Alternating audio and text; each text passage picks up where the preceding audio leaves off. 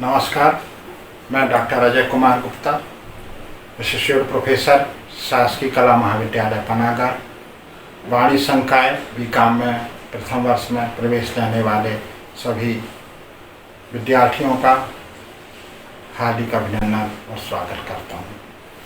अब हम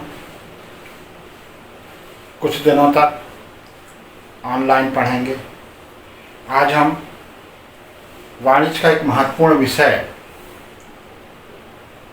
अकाउंटिंग, जो हमारा अकाउंटिंग समूह है, अकाउंटिंग ग्रुप है, लेखांकन समूह है, उसका एक पहला पेपर है जिसका नाम है वित्तीय लेखांकन, फाइनेंशियल अकाउंटिंग।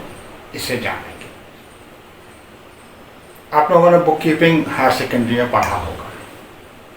तो वित्तीय लेखांकन लेखांकन का एक भाग है। सबसे पहले हम लेखांकन को जानेंगे, अकाउंटिंग क्या है। हम सभी जानते हैं कि व्यापार में बहुत विभिन्न प्रकार के व्यवहार होते हैं, लेन देन होते हैं। व्यापार के इन सभी लेन देनों में जो लेन देन मौद्रिक होते हैं, मौद्रिक लेन देनों को लिखना ही लेखांकन। लेकिन हमें पहचान आनी चाहिए कौन सा व्यवहार मौद्रिक है और कौन सा व्यवहार मौद्रिक नहीं है। आइडेंटिफिकेशन हमें आना चाहिए। जैसे हम एक उदाहरण दें कि ऑर्डर प्लेस करना, आदेश देना, 1 लाख रुपए क्रय करने का, माल क्रय करने का हमने आदेश दिया।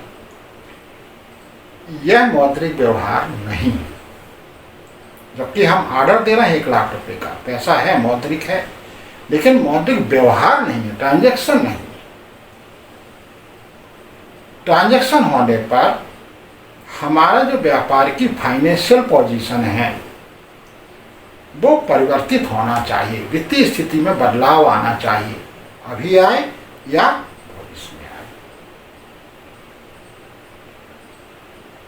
तो इस व्यवहार से हमारी वित्तीय स्थिति में कोई परिवर्तन नहीं आ रहा है। तो हमें मौद्रिक व्यवहार, मौद्रिक लेन देन की पहचान होना चाहिए। तो लेखांकन क्या है? मौद्रिक लेन देनों को लिखना है, लेखा पुस्तकों में लिखना है, खाता बहियों में लिखना है। मौद्रिक व्यवहारों को लिखने के बाद, लिपिबद्ध करने के बाद इनको वर्गीकृत करना, संक्षिप्त करना, विश्लेषण करना, निर्वचन या व्याख्या करना तथा लेखांकन सूचनाओं को विभिन्न प्रयोक्ताओं को संप्रेषित करना लेखांकन। हम लिखने के बाद वर्गीकृत करते हैं, संक्षिप्त करते हैं, विश्लेषण करते हैं, व्याख्या करते हैं और इसके बाद जो हमें निष्कर्ष रूप में प्राप्त होता है, लेखांकन सूचनाएं प्राप्त होती हैं, उन सारी लेखांकन सूचनाओं को विभिन्न प्रयोक्ताओं को संप्रेषित करना लेखांकन। कौन है प्रयोक्ताएं? जिनने पैसा भी लगाया है, प्रेजेंट इन्वेस्टर, भावी इन्वेस्टर जो भविष्य में पैसा लगा सकते हैं, जो क्रेता हैं, जो उपभोग करता है, उपभोक्ता हैं, जो फंडिंग करते हैं, वित्तीय संस्थाएं हैं, सरकार है, बहुत प्रकार की एजेंसियां हैं। इन सभी को वित्तीय सूचनाएं प्रेषित करना लेखांकन। लेखांकन एक विस्तृत धारणा है। Accounting is a broad terms, इसे हम बड़े रूप में लेते हैं, क्योंकि जहाँ भी आर्थिक इकाई है, जहाँ भी मुद्रा में लेन देन हो रहा है, वहाँ हमारे अकाउंटिंग आवश्यक है। सरकार भी बजट बनाती है, विभिन्न प्रकार की योजनाओं में पैसा जारी करती है। तो जहाँ भी हमारा वित्तीय लेन देन हो रहा है, आर्थिक इकाई है, वहाँ हमारा अकाउंटिंग। इसलिए हम इसे विस्तृत अवधारणा, एक महत्वपूर्ण परिभाषा आर.एन. एंथोनी ने दी है। लेखांकन व्यवसाय से संबंधित सूचनाओं और मौद्रिक रूप में एकत्रित करने, सारांश बनाने, विश्लेषण करने तथा जानकारी देने का साधन है। Accounting is a means of collecting, summarising, analysing and reporting in monetary terms information about business. जो एन एंथोनी साहब हैं, इनका पूरा आर.एन. एंथोनी साहब हैं, इनका पूरा नाम रॉबर्ट न्यूटन एंथोनी, अमेरिका के बहुत बड़े विद्वान हुए। आपने जो हमारा मैनेजमेंट कंट्रोल सिस्टम है इस पर बहुत बड़ा योगदान दिया। बहुत सी पुस्तकें इनकी चलती हैं।